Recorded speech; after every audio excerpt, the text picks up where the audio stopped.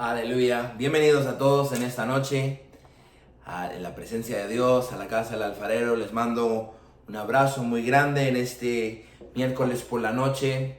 Tenemos un par de anuncios en esta noche. Número uno, este domingo voy a estar predicando un sermón que lo he titulado Los ladrones de nuestro gozo, y no te lo quieres perder. Número dos, ya tenemos volantes y les quiero pedir una disculpa pública a todos. Se me pasó y bueno, ya tenemos volantes, vamos a estar evangelizando esta semana y estamos creyendo por una lluvia de visitantes una vez más como nunca antes. Lo mejor está por llegar, Dios está en control. Cualquier situación, no hay nada que se le escape del conocimiento de las manos de nuestro Dios, y Dios es fiel. Dios es capaz de abrir puertas. Están orando por nuestros papeles, solamente estamos esperando eso, ya tenemos los pasaportes. Estamos esperando la respuesta del consulado colombiano aquí en Texas. Estamos orando por un aceleramiento en el proceso. Estamos expectantes de verlos muy pronto. Ya muy pronto vamos a estar ahí con ustedes en la presencia de nuestro Dios. Vamos a abrir nuestras Biblias al libro de Lucas. Lucas capítulo 21, si tienen sus Biblias, Lucas capítulo 21. Leí una historia muy interesante sobre un hombre que se llamaba Janes Rus, que era un joven que estaba haciendo zapatos, que hacía zapatos, cuando fue y empezó a esconderse en la cabaña de su hermana en el año 1945, en el mes de junio.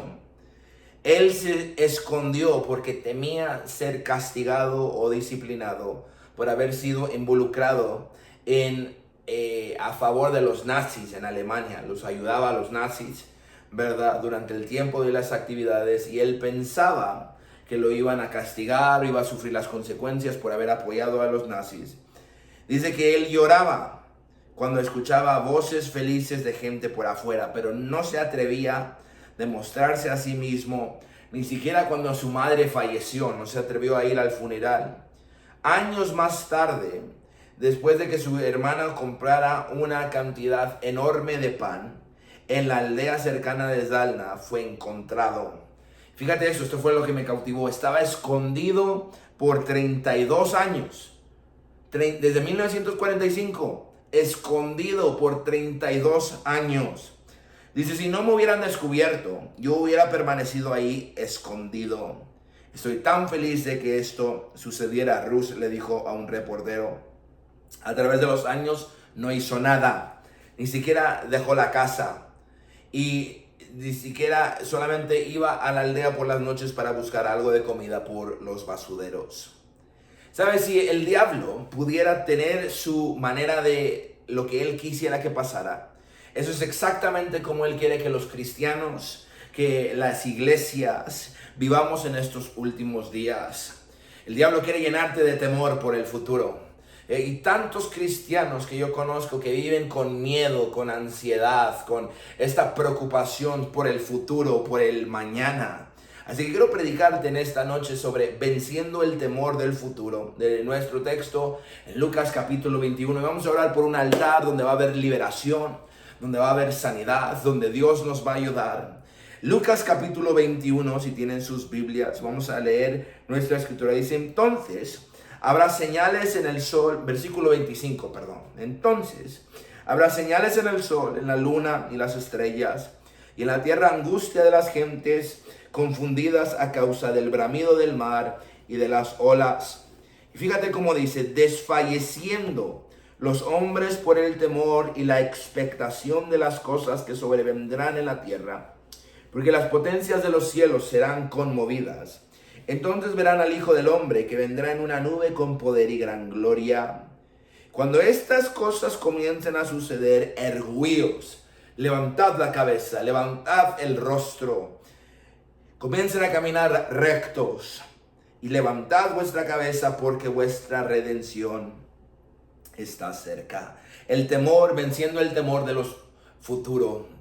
Vamos a orar. Padre, venimos delante de tu presencia en esta noche, oh Dios, Yo ruego una unción sobrenatural, Señor, que descienda sobre tu iglesia, Padre, sobre tu pueblo, Señor, Padre, ayúdanos, Padre. Hay gente que vive con ansiedad, con miedo, Señor, con incertidumbre sobre el mañana, sobre el futuro, Señor. Danos valentía, danos coraje, Señor, en esta noche para avanzar con fe, con victoria y con denuedo. Unge la predicación de tu palabra. Te doy gracias por lo que vas a hacer en el nombre de Jesús.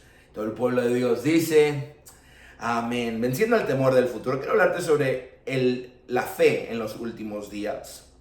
Que el cristiano tiene que estar viviendo en una atmósfera. La iglesia tiene que tener una atmósfera.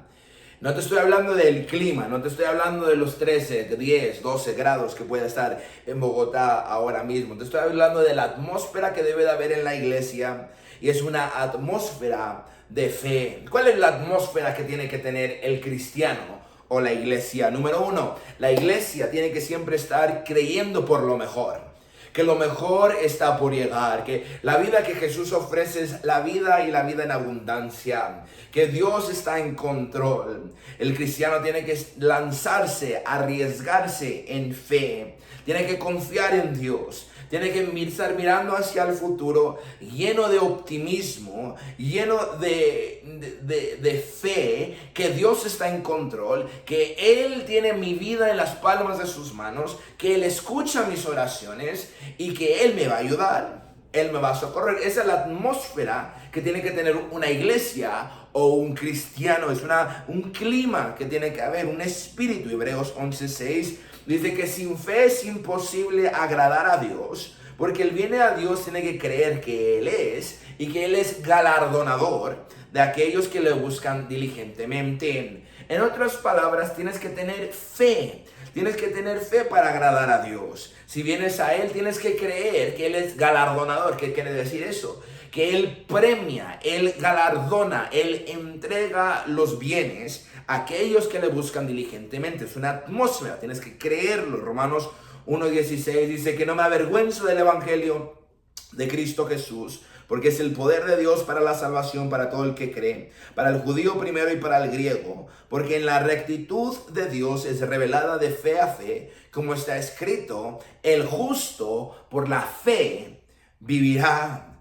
Estos no son simplemente opciones, no son simplemente sugerencias en cómo tú y yo debemos de servir a Dios. No, dice, es imposible agradar a Dios sin fe. Es imposible vivir para Dios sin fe. Y aunque generalmente confiamos en lo que ven nuestros ojos, algunas veces lo que ven nuestros ojos es contrario a lo que la fe debería decirte. 2 Corintios 5:7 dice que caminamos por fe y no por vista. Eso es la vida que tú y yo como cristianos debemos vivir. Gálatas 2:20 dice, yo he sido crucificado juntamente con Cristo, ya no vivo yo, pero Cristo vive en mí. Y la vida en que yo vivo ahora en la carne la vivo por fe. ¿Ves? La vivimos por fe en el Hijo de Dios, que nos amó y se entregó a nosotros mismos. Es una fe que todo va a estar bien. Es una fe que Dios nos va a ayudar. Y la Biblia nos enseña que Jesucristo está buscando por esto específicamente cuando Él regrese. Lucas 18, versículo 8. Dice así, un segundo. Lucas 18, versículo 8. Dice, os digo que pronto les hará justicia, pero cuando venga el Hijo del Hombre hallará fe en la tierra. Cuando venga el Hijo del Hombre podrá hallar fe. En otras palabras, mi pregunta para la iglesia de La Granja en Bogotá ahora mismo es, si Jesucristo viniera ahora mismo, ¿podría encontrar fe en tu vida ahora mismo? ¿Podría encontrar que digo, todo va a estar bien? Dios está en control. Si lo estás viendo en YouTube, mañana, pasado mañana, ¿podrá encontrar fe en tu vida? La pregunta muchas veces parece innecesaria. De las 8 billones de personas, ¿realmente no podrá encontrar a alguien, a uno, con fe? Y yo creo que cuando Jesucristo hace esta pregunta, cuando venga el Hijo del Hombre hallará fe en la tierra, yo creo que es una pregunta que debería de causar a la iglesia hacerse una inspección interna, a evaluarnos a nosotros mismos, a que te preguntes en esta mañana, ¿realmente estás viviendo por fe? ¿Realmente estás creyendo que Dios está en control? ¿Realmente crees que Él puede hacer un milagro en tu vida? ¿Realmente piensas que Él te puede ayudar? ¿Realmente piensas que mañana va a ser mejor? ¿Que Dios Él te va a bendecir? ¿Él está en control? Pero quiero hablarte en segundo lugar sobre la tendencia que tiene el ser humano de tener temor, especialmente en estos últimos días. Versículo 25 de nuestro texto, 26, perdón, dice que desfalleciendo los hombres por el temor. La traducción en inglés dice que el corazón del hombre va a fallecer por causa del temor. Y esto es una advertencia específica a la iglesia, que va a haber un clima espiritual en aquellos tiempos, en los últimos días. Mira lo que dice nuestro texto, dice que las potencias de los cielos serán conmovidas. Habrá señales en el sol, en la luna, en las estrellas, en la tierra, en nuestro país, en Colombia, en Bogotá. Va a haber angustia de las gentes, confundidas a causa del bramido del mar y de las olas. La expectación de las cosas que sobrevendrá a la tierra. Todas estas cosas que están pasando van a causar que la gente esté, el estrés de las naciones, las guerras, los rumores de guerras, los bujes de guerra, los terremotos, los maremotos que están pasando, los huracanes. Todas estas cosas dicen que va a causar que el corazones del hombre desfallezcan, desfallecerán los hombres por el temor. Y es interesante que nuestro texto dice esta palabra específica, y la expectación de las cosas que sobrevendrán en la tierra. En otras palabras, se está hablando de cosas que no han sucedido aún, están en el futuro, y la gente tiene miedo del futuro. Tienen miedo del mañana. Tiene temor a lo que pueda pasar en las semanas que van a venir, los meses que van a venir. La expectación sobre las cosas que vienen sobre la tierra, dice versículo 26. ¿Qué es la expectación? Mi pregunta para ti es, ¿qué estás esperando que suceda? ¿Cuáles son tus expectativas para estos últimos meses del año? Septiembre, octubre, noviembre, diciembre. ¿Qué estás esperando que tome lugar? Obviamente tiene una connotación negativa. Muchos esperamos lo peor, lo negativo. Estamos hablando de una atmósfera espiritual que puede sobrecargar nuestras mentes, nuestras familias, puede sobrecargar nuestros matrimonios, nuestra iglesia. Es una atmósfera de negativismo, es una atmósfera de pesimismo, donde siempre estamos expectantes de que algo malo viene o algo malo estaba por suceder. Dice que ese va a ser el tono en los últimos días. Y la realidad es que vivimos en un mundo muy negativo. El mundo nos da muchas razones por las cuales temer. Que las guerras, que la violencia, que el crimen, que las enfermedades, que los doctores, que la economía, que todas estas cosas nos vienen sobre nuestras mentes y vivimos en un mundo negativo y nos dan razones por las cuales vivamos en temor. Y es interesante que en cada noticiero vemos, siempre las noticias nunca dan lo bueno, siempre quieren llenarte con un tono negativo. Y la razón es que los psicólogos llaman esto un bias negativo. Dice que nosotros como seres humanos ponemos a poner más atención o somos más sensitivos hacia información mala, noticias malas, que a lo bueno. A lo bueno ni siquiera le hacemos caso. Pero cuando vienen las noticias que el crimen, que la violencia, que las enfermedades, que los hospitales están bien llenos, nos llenamos, eso es lo que nos cautiva, porque nuestro corazón está más enfocado en ello. Un estudio enseña y casi el 90% de los noticieros son negativos. que escándalos, que desastres, que muertes, asesinatos, que guerra, economía. Y todo esto nos cautiva a nosotros, que somos cautivados hacia lo negativo. Hay un dicho entre los noticieros que dice que si hay sangre, eso va a hacer que toda la gente lo vea. Aún en los medios sociales dicen que cuando respondemos con emoticonos, dicen que normalmente somos 5 veces más propensos a poner emoticonos negativos de caras o dedos para abajo que respuestas positivas de sonrisas o corazones o lo que sea. Pero esto también tiene un impacto aún sobre nuestra salud. La palabra expectación en el griego viene de la palabra donde agarramos la palabra somos aprensativos, o sea, cautivados, infligidos, algo que anticipamos, un dolor que anticipamos que no ha llegado todavía, pero que va a venir. Estamos cuidadosos de que hay algo que está expectante, está a punto de llegar. Las estadísticas nos enseñan que el miedo, la ansiedad y el estrés pueden significativamente impactar la salud de nuestro corazón, decía el artículo. Normalmente van a empeorar las condiciones existentes o contribuyen al desarrollo de la enfermedad de tu corazón. Si tú has experimentado o puedes experimentar un ataque del corazón o enfermedades cardiovasculares, los diagnósticos pueden traer una ansiedad o un temor, creando una complejidad entre tu mente y tu estado físico. Y los expertos lo llaman un círculo de temor. Porque acabas de recibir un diagnóstico cardiovascular o una enfermedad de tu corazón. Por lo tanto, eso produce más ansiedad y temor, que produce más propensidad a las enfermedades cardiovasculares.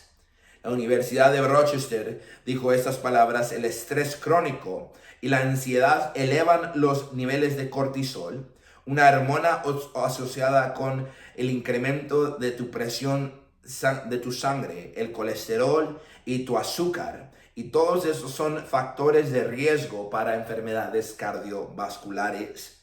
Tienes un estrés del mañana, una ansiedad terrible, la economía, cómo le voy a hacer, mis hijos, las enfermedades, la violencia, y todo esto contribuye a tus niveles hormonales de cortisol.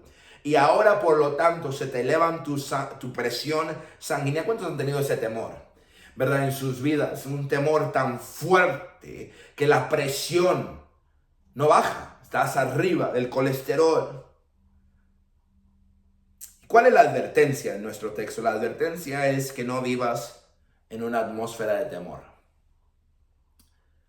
Tienes que decirle que no. Que oíme bien en esta noche, tus decisiones van a estar basadas en la fe o van a estar basadas en el temor.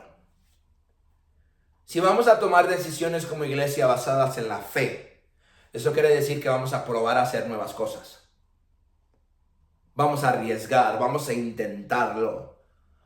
Dios me dijo, yo voy a diezmar, yo voy a ofrendar esa ofrenda grande que Dios me dijo que ofrendase, la voy a ofrendar, la voy a dar. Porque Dios me va a ayudar, Dios está en control. Voy a hacer decisiones basadas en fe. Voy a hacer decisiones basadas en fe en el evangelismo. Voy a evangelizar, voy a creer por milagros. Voy a hacer obras de teatro. Voy a arriesgarme en fe. Pero si hacemos lo contrario, en decisiones basadas en el temor, vas a vivir en negatividad. Nunca vas a guardar lo poquito que tienes. Siempre expectante de que algo peor suceda. No confiando en las personas. Porque la fe y el temor tienen un lenguaje, un idioma. Tú puedes saber si una persona está dominada por la fe o por el temor, por la manera de cómo hablan. Mira cómo habla una persona llena de fe. Una persona llena de fe habla positivamente. Una persona llena de fe habla de esperanza, de que todo puede cambiar. Una persona llena de fe habla optimismo. La fe confía, la fe tiene confianza en el futuro. Pero el temor habla dudas. El temor nos llena de preocupación. El temor le da una voz a nuestros temores, nuestros miedos. El temor habla pesimismo, dudas, futuro. El temor habla sobre cómo resguardar lo poquito que tengo. Pero la fe y el temor tienen que tener una reacción en nuestras vidas. Muchos de nosotros reaccionamos a la vida, a los problemas de la vida a través del temor.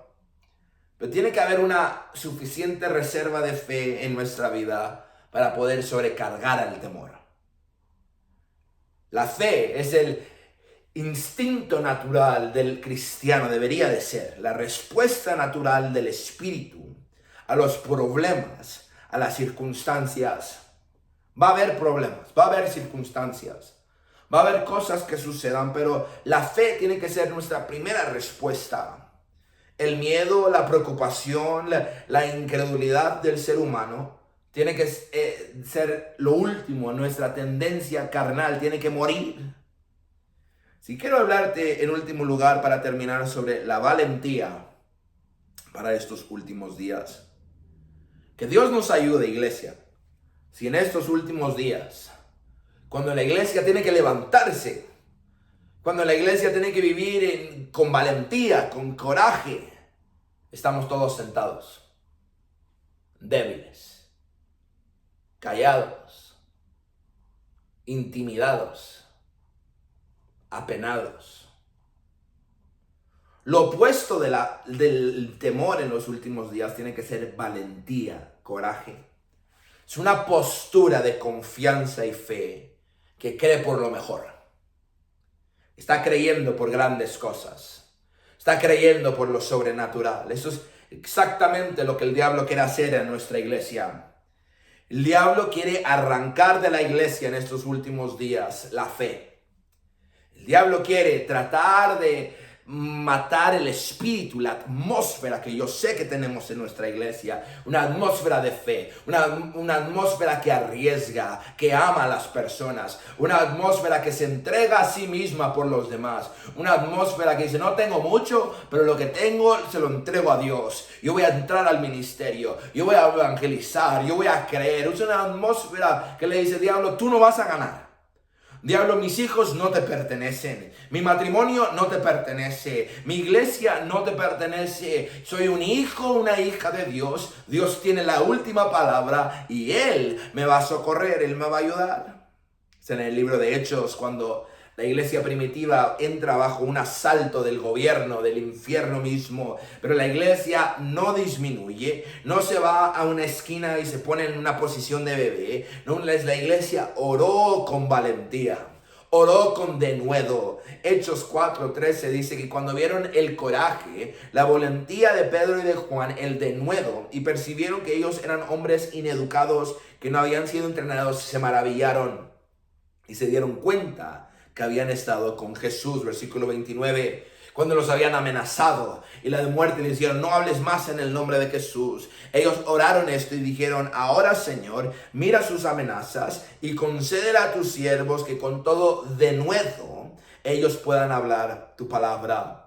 Y cuando hubieron orado, el lugar donde todos estaban congregados tembló y fueron llenos del Espíritu Santo. Aquellos que son llamados a predicar, tienes que levantarte. Aquellos que son llamados a ser discípulos, todos somos llamados a ser discípulos, por cierto, pero tienes que cumplir el llamado de Dios, la gran comisión. Aquellos que son llamados a ser pilares, tienes que trabajar y entregarte a ti mismo para el ministerio, a dar lo más que puedas para la iglesia, para poder avanzar. Todos nosotros debemos de levantarnos en estos evangelismos que vamos a tener esta semana, sábado seguramente, viernes, vamos a creer por lo mejor. Es una ofensiva espiritual, proclamando el evangelio en fe, no escondiéndonos, no con temor. Tiene que hacer una postura espiritual ofensiva que mantenga el temor lejos de nosotros. Dios no nos ha dado un espíritu de temor, dice 2 de Timoteo. pero nos ha dado un espíritu de poder, de dominio propio. Es el Espíritu Santo que vive en nosotros. Tenemos un espíritu de poder. Mateo 3:11, yo os he bautizado con agua al arrepentimiento, pero el que ha de venir es más grande que yo, cuyas sandalias no soy dignas ni siquiera de cargar. Él os bautizará con el Espíritu Santo y fuego. El Señor Jesucristo había ascendido a los cielos. Y les dijo, no salgan de Jerusalén hasta que sean llenos del Espíritu Santo. Están en el aposento alto, lleno de temor, lleno de miedo. Sin embargo, fueron llenados del Espíritu Santo y pudieron levantarse. Pedro predicó y 3,000 almas se salvaron. Dios está en control. Dios nos va a ayudar. Dios es fiel. Esa es la postura de un cristiano llena de fe, llena de victoria, lleno de gozo. Y Filipenses 4, versículos del 6 al 7 dice, por nada estéis afanosos, en otras palabras, por nada te llenes de ansiedad, sino sean concedidas vuestras peticiones delante de Dios en toda oración y ruego con acción de gracias. Y la paz de Dios, que sobrepasa todo entendimiento, guardará vuestros corazones y vuestros pensamientos en Cristo Jesús. Ese es nuestro llamado, iglesia. Vivir por fe y no por vista. Que la cultura, la atmósfera de nuestra iglesia sea una iglesia que crea por lo mejor, que luche por lo mejor, que no simplemente se quede escondida. No, Dios Él está en control. Todos los problemas que va a haber, que habrá, Dios está en control. Y Él nos va a ayudar. Así que vamos a orar, iglesia, cada cabeza inclinada, cada ojo cerrado, rápidamente en la presencia de nuestro Dios, venciendo al temor del futuro. Yo sé que hay muchas preocupaciones. Yo sé que hay muchas ansiedades, muchos miedos, pero nada de eso tiene que dominar la vida del cristiano. Yo sé que hay problemas. Yo sé que hay enfermedades. Yo sé que hay crisis. Yo sé que hay problemas en la economía, en nuestro país, nuestra ciudad. Pero ¿sabes qué? Dios está en control. Y la atmósfera del cristiano tiene que ser una atmósfera, un clima, una cultura de fe. Y en este altar vamos a venir en unos momentos, vamos a pedirle perdón a Dios, primeramente por estar viviendo bajo el dominio del temor, el dominio de la ansiedad. Y vamos a levantar nuestras manos y decir, oh Dios, lléname del Espíritu Santo. Lléname del poder del Espíritu Santo, una valentía, un denuedo para hacer tu voluntad en estos últimos días. Yo echo fuera el temor, yo echo fuera el miedo de mi familia, yo echo fuera el miedo de la ansiedad de mi matrimonio, de mis hijos te pertenecen. En primer lugar, yo quiero orar por alguien aquí, quizás estás aquí, no estás bien con Dios, hay pecado en tu vida. En esta noche tú no estás bien con Dios y lo sabes, pero tú quieres arrepentirte. Tú quieres ponerte bien con Dios.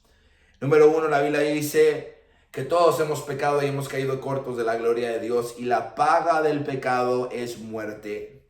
Es una separación eterna de Dios, mas hay un Dios que te ama. Hay un Dios que dio su vida por ti. Y en esta noche tú quieres entregar tu vida a Él, quieres arrepentirte de tus pecados. Si hay alguien aquí, me dejarías orar por ti simplemente. Alguien aquí, levantarías tu mano ahí donde estás y dirías, pastor, ese soy yo, puedes orar por mí.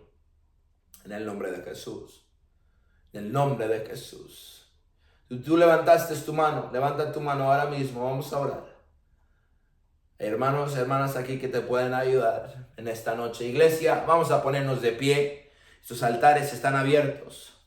Venciendo al temor, el temor no es de Dios. Vamos a creer por lo mejor, vamos a creer por grandes cosas. Vamos a vivir por fe y no por vista. Y vamos a creer que con Cristo todas las cosas son posibles en esta noche. Ven a este altar, estos altares están abiertos mientras venimos a orar. Aleluya, Padre, te alabamos.